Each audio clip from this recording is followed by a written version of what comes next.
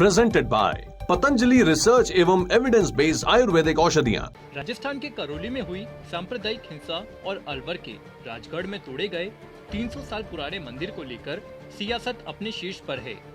अगले साल के अंत में होने वाले विधानसभा चुनाव को मद्देनजर रखते हुए बीजेपी अब प्रदेश सरकार को घेरने के लिए कोई भी मौका नहीं छोड़ना चाहती।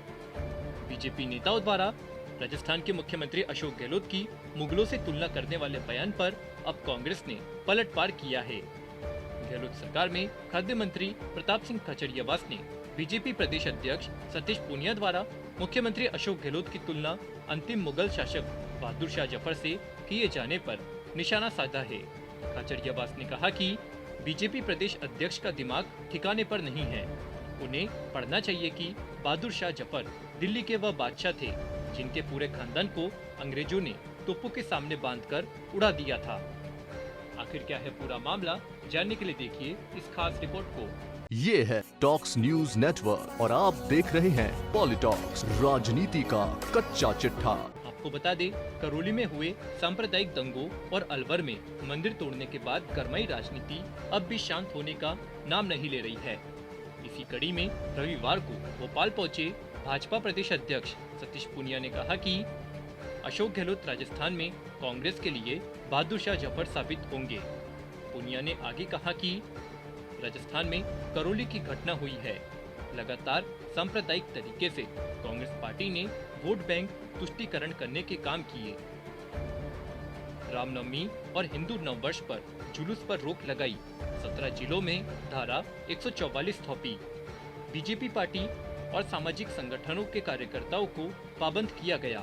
इन सभी चीजों को लेकर ऐसा लगता है कि राजस्थान में अशोक गहलोत कांग्रेस के बहादुर शाह जफर साबित होंगे। 2023 विधानसभा चुनाव और उसके बाद राजस्थान में कांग्रेस की किसी तरह की गुंजाइश नहीं दिखती है। सतीश पूनिया के इस बयान पर मुख्यमंत्री अशोक गहलोत ने पलटवार किया है। बीजेपी प्रदेश अध्यक्ष सतीश पूनिया के बयान पर पलटवार करते हुए सीएम अशोक गहलोत ने कहा कि मुझे नहीं मालूम कि पूनिया ने क्या कहा, लेकिन जो कुछ कहा सुना जा रहा है वह कोई नई बात नहीं है। पूरे देश के अंदर तनाव और हिंसा का माहौल है। संविधान और कानून की धज्जियां उड़ रही है। उनको बोलना उसका ही एक पार्ट है। आरएसएस और बीजेपी ने तय कर रखा है कि हमें इस देश को किस प्रकार बांटना है। हिंदू मुस्लिम के बीच, धर्मों के बीच, जाति के बीच बांटना उनके एजेंडे का पार्ट है। ये अभी तो शुरुआत है। आने वाले समय में और बड़े अटैक बीजेपी के लोग करेंगे। वहीं अशोक गहलोत सरकार में खाद्य मंत्री प्रताप सिंह खाचरियावास ने सोमवार को पत्रकारों से बात करते हुए सतीश पूनिया को आड़े हाथ लिया। खाचरियावास ने कहा कि बहादुर शाह जफर ने तो भारत की आजादी के लिए पूरे परिवार का बलिदान दिया था। जब देश की पहली क्रांति हुई तो तात्या टोपे, रानी लक्ष्मीबाई ने बहादुर शाह जफर को अंग्रेजों के खिलाफ लड़ाई में नेतृत्व करने को कहा और बहादुर शाह जफर ने भी 95 साल की उम्र में घोड़े पे बैठकर लड़ाई लड़ी। वह क्रांति भले ही असफल हुई, उसमें रानी लक्ष्मीबाई मारी गई, तात्या टोपे मारे गए और बहादुर शाह जफर भी शहीद हुए।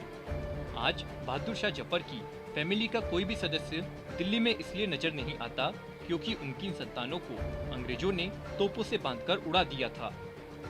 खाचरियावास ने आगे कहा कि ऐसे लोगों पर बयान देने वाले नेताओं की नीति खराब है। इनका अंत होगा क्योंकि इनकी मति भगवान ने हर ली है। मंत्री खाचरियावास ने आगे कहा कि भाजपा के प्रदेश अध्यक्ष और भाजपा के तमाम नेताओं का मानसिक संतुलन तो उसी दिन बिगड़ गया था जब वल्लभ नगर में जमानत जब्त हुई और दरियावद में तीसरे स्थान पर रहे। नगर निगम, नगर पालिका और पंचायत चुनाव हारे और उससे भी ज्यादा मानसिक संतुलन उस दिन बिगड़ गया जब राजस्थान का बजट मुख्यमंत्री अशोक गहलोत ने पेश किया।